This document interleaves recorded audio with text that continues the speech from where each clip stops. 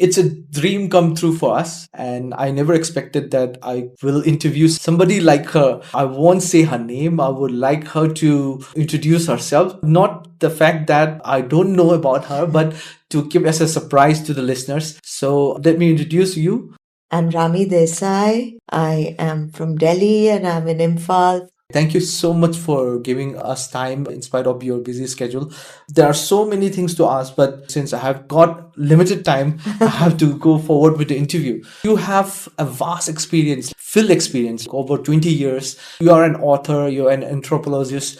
You know so much about the Northeast. But to begin with, when we talk about building a resilient society today, what does resilience mean to you personally? I think personally, resilience would mean to me the ability to forgive. Okay. I think that would be resilience for me. Of course, to have courage to say the truth, to be able to get past unfortunate personal incidents, but finally to be able to forgive. Because if you can't forgive, you can't move forward. How significant is this, especially when you look at the northeastern states, particularly the youths at the northeastern part of India? I think the youth everywhere across India, but also in the northeastern region, are incredibly talented. I think, especially in the northeast, I've never seen young people being able to be so artistically inclined, to be able to be so strong and courageous and independent that, they can go to other states and settle down and work. And I think that's really commendable. And they go at a young age. I'm sure they have their own fears, but they still do it for the love of their families, for the betterment of their careers. So there's a lot of talent, there's a lot of courage, there's a lot of resilience. They're the ones who are going to determine the future of the Northeast. They're the ones who are going to determine the future of Manipur. And if they decide, and this goes across party lines, political lines, ethnic lines, religious lines, if they decide that they've had enough and what they want now is peace, I'm sure they will have it. Do you think like it's changing over time? I think they've always been like that. They've always moved out of their states. They've always been ambitious. They've always looked for better opportunities. There's been a sense of doing better in life. There's also a sense of responsibility. A lot of children that we see that go out of the Northeast do it so that they can give better opportunities to the people that they've left behind at home. I think they have a sense of responsibility. I think they're very, very adventurous and courageous and ambitious to be able to go to cultures and states that are not very similar to theirs and then go and live there. You know, that's amazing. As I go through with your work, dialogue doesn't mean like shouting. Do you think dialogue awareness and education are especially important in the present time? Well, dialogue is very important, I mean, if you don't communicate, how are you going to come to any sort of resolution, any sort of consensus? But the people who communicate and do that dialogue also have to be very responsible people. I find more often than not, people who are becoming the stakeholders of dialogue, the masters of dialogue, the faces of dialogue are people who may have vested interests. So I think it's very important to people who are going to be stakeholders, who are going to go into dialogue, for them to be good people, for them to be honest people, for them to not put themselves first, but to put the state, the country first. Manipur has so many people like that. I mean, Manipur has been at the forefront of, so many great sort of historical moments. And I think what we have found today in terms of the fact that we are coming out of a conflict, slowly but surely we are coming out of conflict. I came to Manipur maybe a year and a half, maybe 2 years ago, I can't remember now. But there's a big change. Imphal, there is movement, shops are open, traffic is continuing. Yes, there's much more to do. There is much more trust building to do. But if we've come this far, we can go further. I think we just need the right people to be able to do it selflessly, to go into dialogue selflessly with other parties. Education is not about career as well. What you have to say about that? Because most ideology or most ideas are based on that. See, education is about career. I mean, eventually you want a career, you want a job, you want to do well, you want industry to come into the state, you want education, otherwise you will not have any sort of social standing, So education is very important. But if you are asking in context of dialogue and debate and reconciliation in the state, then it's not necessary that it has to be an educated person. It can be a simple person who really understands the state and understands what it needs and understand what people need. Sure, education may not be incumbent on that, but I'm just saying that education is important if you want a career. I'd encourage everybody to study as much. I enjoy studying a lot. So, I'd encourage everybody to study as much because it's a learning experience. It opens your mind. You learn about so many other things. But I don't think that's necessarily going to play a role in dialogue and reconciliation. I think it's the needs of the common man and the goodwill of the common man that's going to play a very big role. In an age of constant information, how can people stay aware without being misled? Or let's say, you come across about this on social media and there are lots of misinformation about that. I think you have to read long form. We've started reading, I agree with you. The misinformation that we see today is immense and it sort of creeps up into you. You don't even know when you're being fed a narrative and you start believing it. I think it's very important to read long form. If you see something on social media, go and research about it, read about it, and then also understand what are you reading? Where is it coming from? Is it a biased newspaper? Is it biased media? Read different varieties of things to form your own opinion. But I think really try to get some expertise in what you are looking at. I think that's important. I remember when CA happened, a lot of the information even my own friends were getting, they were suddenly getting because Instagram was flooded by posts that were 4 lines. Right. It was not even a paragraph. And they were verbatim quoting what was in those 4 lines. And the kind of misinformation that was spread, those posts would say things like, Muslim citizenship is under threat. Minority citizenship in India is under threat. When we know that the Citizenship Amendment Act had nothing to do with an Indian citizen. But this was being peddled on social media, and that in social circles, in gatherings, was being spoken about. And that manipulated people's minds. So people didn't even realize that they were being manipulated. That is just an example.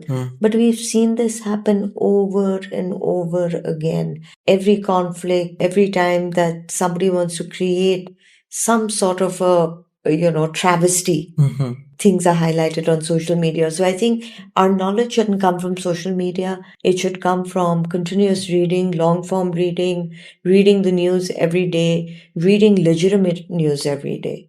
It's been happening.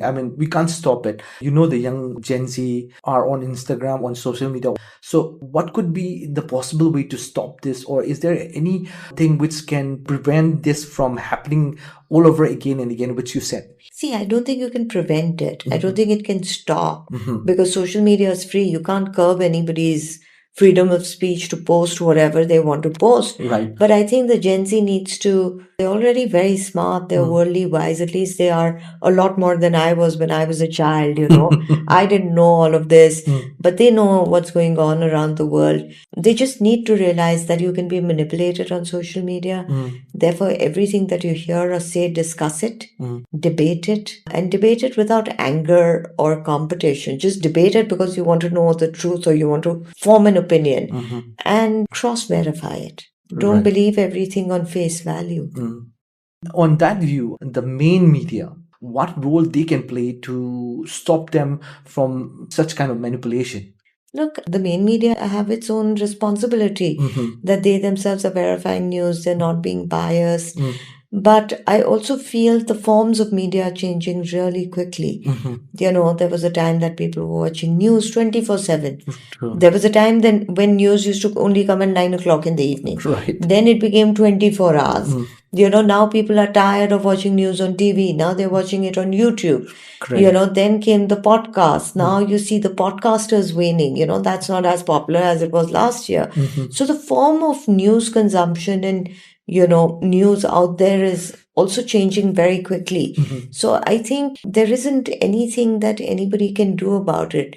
This is the curse of the modern world, that things will change, forms will change. We just have to realize that anything that we repeat or anything that we act upon has to be done with some level of responsibility, which means verifying, cross-verifying. And that goes for both sides, the consumer as well as the media. And how can young people be encouraged to think critically rather than follow information blindly, which you just said? The one thing I don't understand is why does every person in this country need to be interested in politics? I think politics, and there used to be a time when cricket also used to be big. Yeah. But you don't have to have an opinion if that's not your expertise. Right. Sure, you have to do things like vote, and voting has to be an informed decision. But apart from that day-to-day thing, day-to-day news, you don't really need to have an opinion if it doesn't interest you. Maybe art interests you, maybe music interests you, maybe you want to follow the contours of the music industry, maybe you want to follow the contours of the art industry, maybe you want to follow the contours of the boxing industry, I don't know, but you can have so many more interests. Of course, it's very, very important to know what's happening around the world. You have to be well informed, but that doesn't mean you need to be politically sided. And again, this is just a very personal opinion. I find that social conversations have also become very difficult. When I was growing up and I was young, we weren't really discussing politics. Sure, we were discussing like some major news that has happened, but we weren't discussing, oh, what MP said what and what MLA said what, and oh my God, I hate you if you don't support the same party as me. And I think that's very toxic. I think you can have so many other better, nicer, sweeter things to talk about, talk about food, talk about music, talk about art, talk about culture, talk about humanitarian needs, talk about social service. Why just be so involved in this obsession? I see best friends fighting with each other because they don't follow the same political party. True. And I think that's really sad. You're losing the best years of your life. So I think there's a lot more to life than just what we see today. We must diversify our interests. I asked you about education. What qualities should education nurture to help individual face uncertainty and change? I think education must make you be able to think, and it must be able to make you think critically. It must not be education, if you're talking about like going to school and educating yourself, it shouldn't be just regurgitating or memorizing what you're learning just to pass exams. No, it's a larger thing, in my opinion. It should develop your interests. It should encourage you to learn about yourself and what you like and what you don't. It should encourage you to be competitive, but in the healthiest way possible, where you're competitive with yourself, with other people. Education should develop, it really should develop your interest. If you're studying something, you should realize, oh my God, I really love this. This is what I want to pursue. But education that we are only talking about in terms of school education or university education. Education to me is a lot more than that. What about moral education? What about value-based education? What about education that teaches you about common things, about society, about if you see an accident, your first natural human reaction should be to run towards that person and help that person, not think that, oh my God, I should get out of this accident scene so that I don't get into trouble. That's education as well. So I think an education has to be a very holistic thing, not just about getting degrees and passing marks, but also becoming an evolved human being. And we talk about these things very easily, but it's not very easy to become evolved. It's not very easy to take the right decisions. It's not very easy to give up great opportunities for the moral right. So I think that is a holistic education. And I think that really in the long run will make better societies. There's always one thing that always pops up when I interview, when I get to have an opportunity as well. It's because parents have a tendency of choosing the career for their children instead of the children choosing their own path. This has been happening, and this has been the trend in Manipur as well. They force the student to become a doctor, IS officers, or engineers, or whatever they like. There's some kind of comparison as well. What would you like to say to those parents to at least change their thoughts? Look, I think more often than not, parents know their children. They know what's good for them. Having said that, I think it's important for parents to realize that if they see a certain talent in a child, and it's real serious talent. For example, when I was younger, maybe I thought I could sing, and I was actually a terrible singer. So thank God my parents didn't support me to become a singer. But if they see real talent, it's really their responsibility to ensure that there is some amount of support for them, at least to be able to explore their potential. I think a human being would be a very sad person at the end of their life if they felt that they really hadn't explored something that they were passionate about. But these are tough questions, and I think these are questions for families to answer, not me to answer, because, at the end of the day, sometimes responsibilities come over and above what you want. Sometimes it's important to do something for your parents or for your families because that's the need of the hour. Okay. So it depends on the situation, it depends on the circumstances, but more often than not, the parents would want the best for you. One important thing is like dialogue, which has not become a dialogue nowadays, and education, a bit of change which we need. How can this help build trust and empathy within the society? It's a tough question, but I think empathy comes from within. I don't know how much role education plays, but definitely open mindedness, the ability to think out of the box, the ability to accept different types of situations, people would definitely help aiding in being able to communicate better. If you don't have the language skills, if you don't have examples from world over of how conflicts have been resolved, if you don't know history of how resolutions have been brought, what is your example to be able to go into dialogue? Right. So I think that's where education would be important, and that's where it would facilitate dialogue.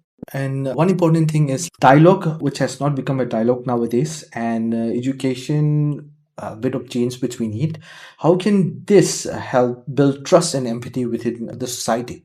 Dialogue. Yes, exactly. And education. It's a tough question, but I think empathy comes from within. I don't know how much role education plays, but definitely open mindedness, the ability to think out of the box, the ability to accept different types of situations, people would definitely help aiding in being able to communicate better. If you don't have the language skills, if you don't have examples from world over of how conflicts have been resolved, if you don't know history of how resolutions have been brought, what is your example to be able to go into dialogue? Right. So I think that's where education would be important, and that's where it would facilitate dialogue. Why people doesn't have the patience to listen? What could be the possible reason for that? You have a vast experience in the field. That's why I'm asking. See, I think people are impatient. I don't think people have a lot of knowledge.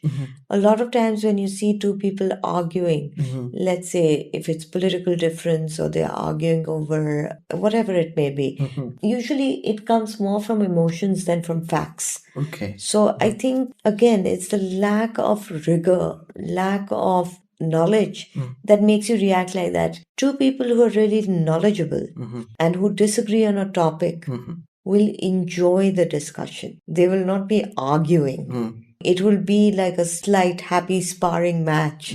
It will be a way to see, oh, who can outdo the other person. Right. It will be a friendly banter.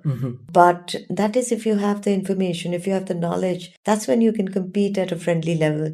But if you don't have that, eventually it turns into rhetoric, it turns into anger, it turns into putting the other person down.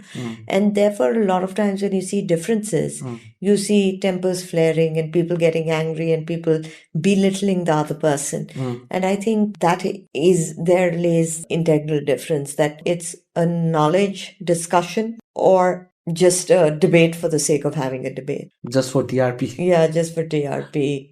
I don't know how to put the way how I should put it, but how education can be part of that dialogue to change the format which we are having now. Education is a catalyst. If you have education, you have open-mindedness, you have examples from the past, you know history, you know how conflicts have been resolved.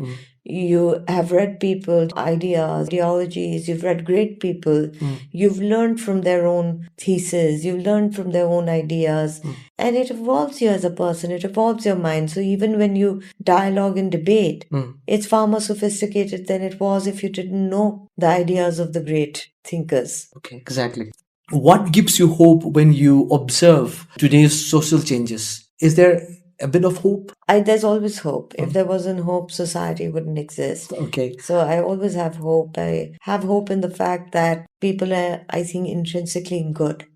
Maybe society, maybe circumstances, maybe bad judgment makes them do negative things. But intrinsically, everybody is good. They forget sometimes that they're good, But that is what will keep the world running, is that there'll always be better people than the not so good people. So I think what gives me hope is that somewhere or another, it's natural instinct for human beings to be helpful, to be supportive. I think the conflict in Manipur showed us how many people came out on the roads, how many people helped people who didn't have anything. And this was irrespective of any ethnic lines. If you still ask people today, you feel sad for the IDPs, they feel sad for the IDPs, irrespective of where they come from. It's across the board that it's a very sad situation to be in. I think that is human nature. That human nature needs to be encouraged. It needs to be celebrated. It needs to be rewarded. And it needs to be protected enough that vested interests don't manipulate it. True. The good always has to be more than the bad. There'll always be good and bad. Right. But the good must always be more than the bad. And therefore, one needs to encourage the good people.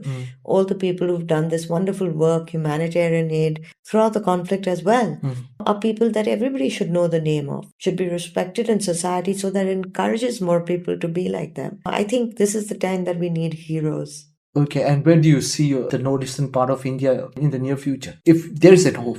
See, of course there's a future. The Northeast will always have a future. It's an integral part of India.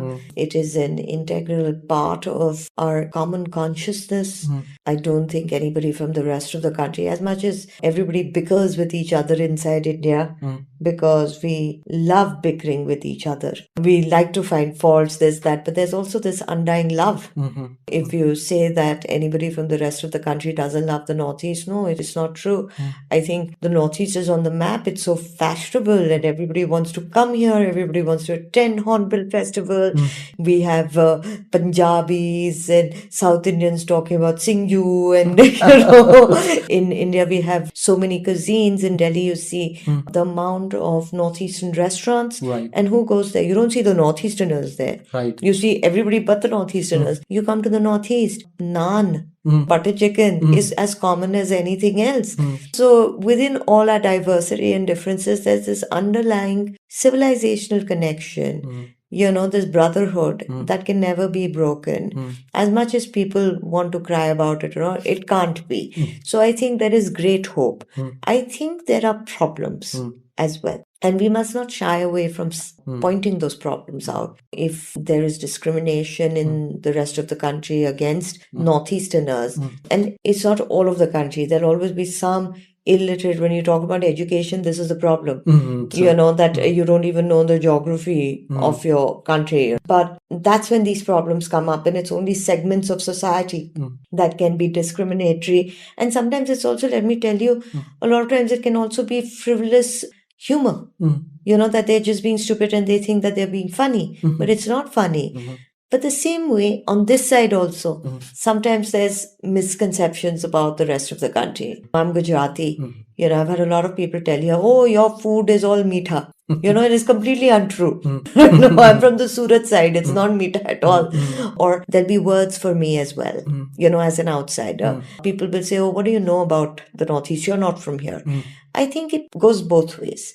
Education will eradicate that. Open-mindedness will eradicate that.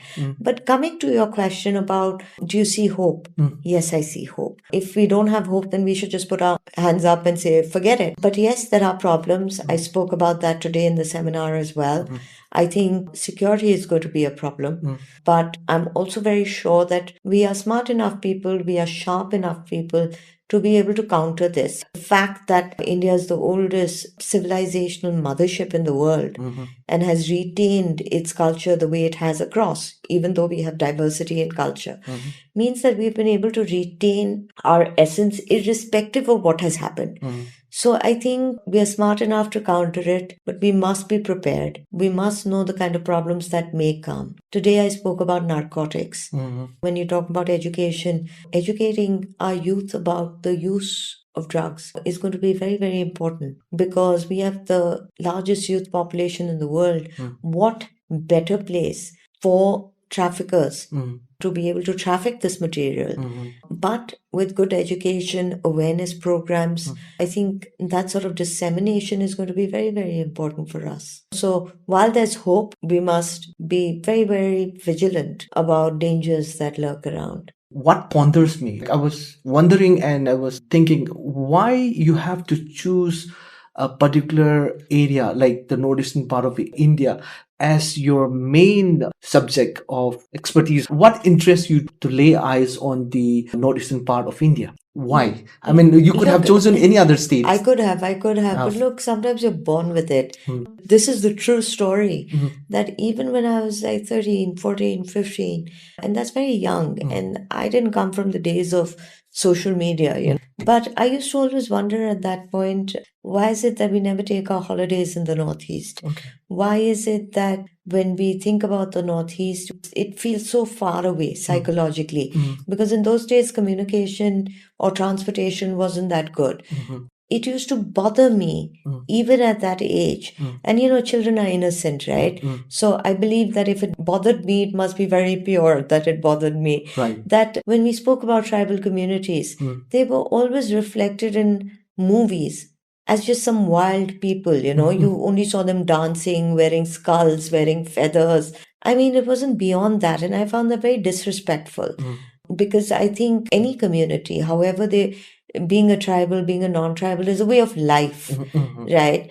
But there is sophistication within that way of life. It's just not the same as an urban city person, right? But you have your own administration, you have your own governance. Everything has been developed over a period of time. But if you look at Bollywood, it brought it down to nothing. It brought it down to almost a caricature of the communities as well. So when I was younger, I used to think about all these things. And then I used to think about the Northeast and think that why is it so dangerous? Don't go there. There are lots of insurgencies there. So it compelled me to study it. And I actually went to England to study theology. Then I studied anthropology of religion, where I studied tribal communities. I studied ethnic tribal rivalries, conflicts, conversions as well. I found it very strange. I always believed that there were vested interests wherein so much of money was pumped in or so much of spirituality. Of course, some of it was spiritual conversion because people felt that it offered them some fulfillment, but some of it wasn't. So I wanted to study all these things. I also was very, very aware at a young age that geographically we're not in the greatest position in terms of the chicken stick. So if these are the problems that we have, this could pose to be a problem. So if I may say so myself, when I started studying this, I was possibly the only scholar who was studying it and traveling. And it wasn't very long ago. I'm not like ancient, So it wasn't very long ago, but it was still like, let's say 20 years ago, right? In King's College, London, right? I was at King's and then, of course, I came back here and then that's when I started my fieldwork in the Northeast. But when I started traveling here, I started getting a lot of questions also. If I came here, people would ask me, why are you here? Everybody was looking at me very suspiciously. If I was going from Delhi, people were asking me, why do you want to go there? So these were real glaring problems in my eyes. So today, when I see the Northeast, the reason I have hope is because I've seen it over 2 decades change from being something very obscure in people's minds to now being mainstream and fashionable. I would like to end it, but I will have a rapid fire round for you. All right. I've never done that, but Neither have I. I'm very bad at quick thinking. Huh? okay, it's okay. Say something about the rise of depression among youths. Depression and stress, tension, anxiety among youths. This is one of the main things that is happening nowadays. Can you please share some thoughts on that? Look, it's something that I'm not an expert on, but I would really say if somebody really felt that they can't handle things, they should speak to somebody or get medical help. But for me, I've always found keeping myself busy, work, exploring my potential, pursuing excellence in whatever small way it has to be. I don't need to be an astronaut and land on the moon to feel important, True. I just need to be really good at whatever I decide to do. That really brings joy. Being kind, not carrying guilt or not carrying anger with you is a really, really easy way of being happy. Don't be guilty. Don't be angry. Don't be hateful. Practice not saying bad things. Just say good things. Take out the negative vocabulary and it just has a magical effect. You will be happy. And finally, I really don't believe there isn't anything that anybody can't conquer. Okay. All you need is determination and willpower, and it's all in your head. So pursue that and have that commitment, and there's no way you won't be happy. But of course, again, I reiterate, if you feel that it's too much for you, speak to people that you can trust. Get professional help because sometimes all it needs is for you to bounce off your thoughts of somebody else. Before we take the last messages that you would like to share with us, with our listeners, I would like to have a rapid round question with you. Just say whatever you like. The first question is dialogue or silence? Dialogue. Okay. Fieldwork or library research? Oh, field work any day. Listening or speaking? Listening. Okay. Books or conversation? Books. Okay. Patience or urgency? Patience. Okay. One word that defines a resilient society. Tough one, but forgiveness. Wow. Most misunderstood word today. Identity or freedom? Freedom. I know you would say that. Education should create thinkers or followers. Thinkers. Okay. Curiosity or certainty? Certainty. Though I don't know why I said certainty. It could be curiosity. Okay. Which one you choose? Lastly. Curiosity. Okay. Be curious. Once you're curious, then be certain. Yeah, that's a very good way of answering. Okay. Morning reflection or late night thinking? Late night thinking. Travel or staying rooted? Travel. Okay. Hope comes from people or ideas? People. Okay. One habit everyone should practice more. Is listening. Okay. The last one, which is quite interesting. One word for the future. Please don't say AI. One word for the future. Bright. Bright. I'm very optimistic. Huh? Yeah, very optimistic. So you have given me so much time. Finally, on the concluding note, what messages would you like to share with our listeners today, or to the youngsters, everyone who is listening to you, everyone who is following you? What do you want to say? Well, I'd say that be kind. This world is far too harsh to have more harsh people. Be gentle, be kind. These are all, qualities that seem like qualities of the past. And I think we need to bring this back. I think the ideas of morality and fairness and being just should become part of our daily nomenclature and dialogue. Don't be angry. Just be happy. And to be happy, you don't really need big things. You need small things. So I'd say be kind, be happy, and pursue whatever you pursue for excellence, nothing less. I'm really grateful. It's been an honor. There are no words to explain this. It's inexplicable. Thank you so much for giving us time. And I hope whenever you come here, I would love to do the interview again about other topics. Thank you so much. Not at all. Thank you for making this effort to take this interview. I know it was very short. We had a very short time to do it, but I will always be coming back. So there will always be more opportunities. So I'm very grateful as well for this opportunity. Thank you. And next time, I will definitely invite you to the studio. That's a deal.